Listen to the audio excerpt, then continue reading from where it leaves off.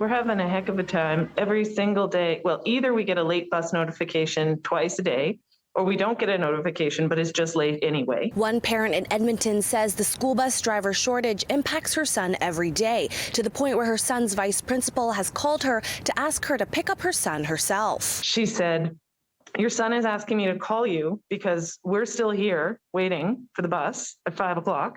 School lets out at 3:30.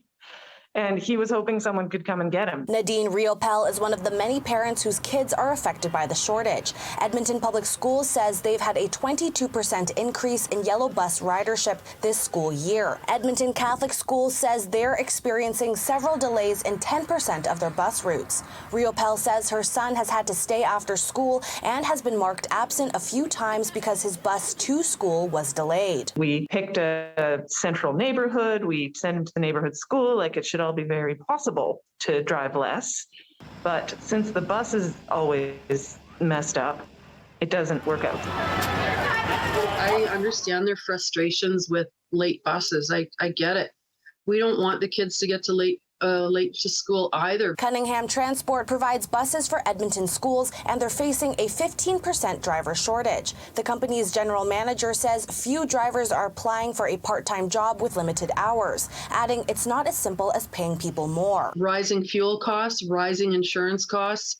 It's been a struggle for bus contractors all across Alberta. Small rural mom and pops have been struggling with that exact thing. And now added to it, the cost of the 53.5-hour 2S MELT program. That's Alberta's driver's license training program for bus drivers, mandatory after the 2019 Humboldt Broncos bus crash. She says the 53.5 hours of training is putting off potential drivers. It is scaring people away from the system.